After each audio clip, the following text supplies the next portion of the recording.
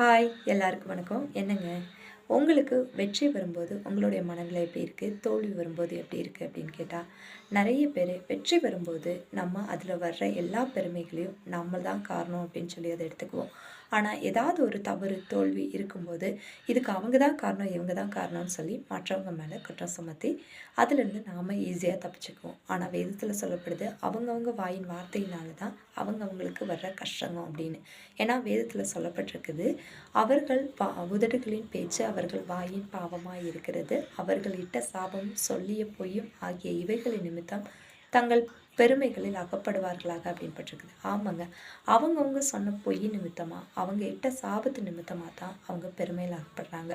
பெருமை வந்துருச்சுனாலே நமக்கு அழிவு நிச்சயம். ஏன்னா வேதத்தில் போட்டிருக்குது, கர்த்தர் பெருமையுள்ளவனுக்கு எதிர்த்து நிற்கிறார், தாழ்மையுள்ளவனுக்கு கிருபை அளிக்கிறார். இனிமேலாவது பெருமை இல்லாமல் இருங்க. தேங்க்யூ. God bless you.